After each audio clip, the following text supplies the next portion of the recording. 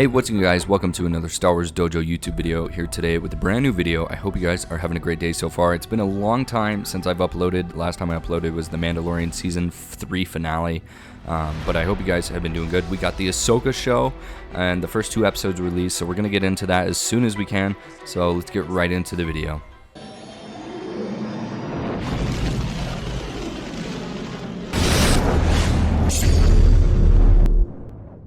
The show opens up to a New Republic cruiser flying through space. The pilots aboard the shuttle see an incoming Jedi-registered ship. The ship lands and we see Baylan Skoll and Shin Hati walk down the ramp. The crewmates on the ship begin antagonizing the supposed Jedi.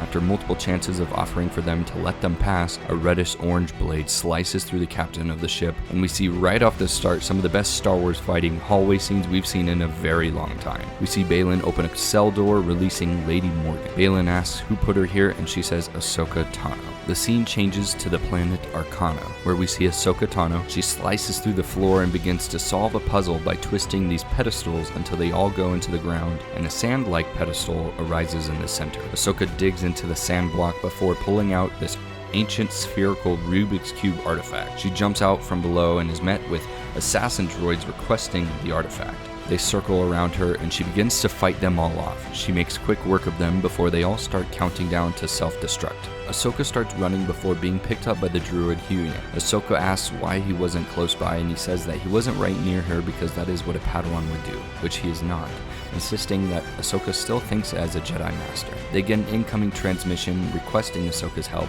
They fly to a location of the New Republic cruisers. They land and Ahsoka is greeted by none other than Hera Syndulla. Fun fact, Hera is actually played by Ewan McGregor's wife, Mary Winstead. It is really cool that they both play really big roles in the Star Wars universe because, Ewan McGregor plays, Obi-Wan, and then now his wife plays Hera. Ahsoka shows Hera the artifact to track Thrawn. She tells her that there is rumors of his survival, and Hera doesn't believe her at first, but then insists that Ahsoka gets help from her old Padawan. The scene cuts to the planet Lothal, where we see the town speaker revealing the new mural of all the local Rebels heroes: Hera, Ezra, Sabine, Kanan, and Zeb. He goes to announce that Sabine will deliver a speech to the people before realizing Sabine is nowhere to be found. He gets on the comms and requests a flight team to go get her and bring her to the ceremony. The scene changes to the infamous long road that we see in Lothal in Star Wars Rebels. Sabine is riding out of the city on her speeder bike before being interrupted by New Republic ships telling her that she needs to come back to the ceremony.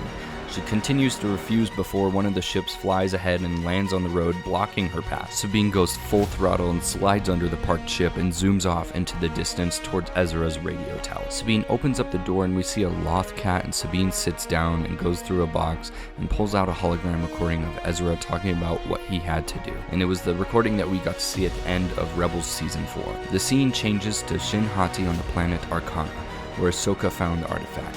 Shin speaks with Lady Morgan before it is revealed to her that Lady Morgan is in fact a surviving Night Sister. Basically, they were witches that gave Darth Maul legs in the Clone Wars, and Palpatine was the one to make sure all these witches were wiped out because they posed as a threat to him and the Empire. The witch tells Shin to go to the planet Lothal, where she will find Ahsoka's former apprentice, Sabine Wren. The scene changes and we see Sabine wake up from a nightmare about Ezra. Ahsoka's ship flies over the radio tower. Sabine ends up meeting the group in the city before being criticized for not showing up to the celebration the day prior. Ahsoka talks about the artifact that she found and how it could lead them to finding Thrawn and potentially Ezra. Sabine wants to take the artifact to do research on it at her place, and Ahsoka tells her that she cannot do that. Ahsoka goes into another room to speak with Huyang about lightsabers that the supposed Jedi were using. Huyang doesn't remember one of them, but he does remember making the other lightsaber, a lightsaber that belonged to Baylan Skoll. Ahsoka walks out and sees that Sabine left with the artifact, disobeying her orders. She speaks to Hera about her behavior, and Hera tells her that she needs a master.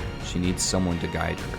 Ahsoka tells Hera that Anakin never got to finish her training because she walked away from him and the Jedi Order, just like she did with Sabine Wren.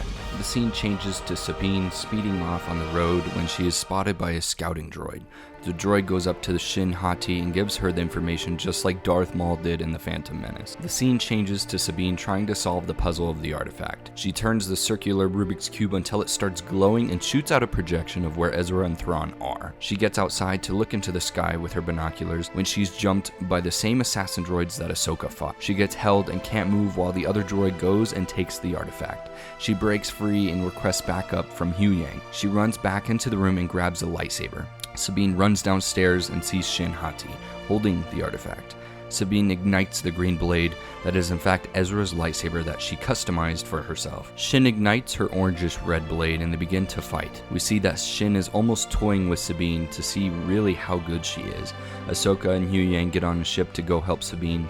Shin starts to put more effort in her fighting and sees Ahsoka's ship coming from the distance. Shin starts trying harder and impales Sabine through the stomach with her red blade going through her. Sabine looks into the light of the ship and falls over with an exhale, and that is the end of the first episode. So overall, this was an amazing episode. One complaint I have is I wish they would stop stabbing people in the stomach. You know, the Grand Inquisitor got stabbed and lived. Reeve got stabbed there twice and lived. And now Sabine gets stabbed there and she's going to live. Whereas Qui-Gon, he got stabbed and died immediately, and that's kind of a bummer that, you know, they keep doing this. I wish they would have got stabbed in the thigh or something, so then you know it's not a deathly blow. But overall, I think this was a solid 9 out of 10 episode. It was really good, really fun. I'm excited to see where the show goes. I will be releasing episode 2 breakdown here pretty soon. I hope you guys enjoyed the video, and I will see you guys in the next one, and may the Force be with you always.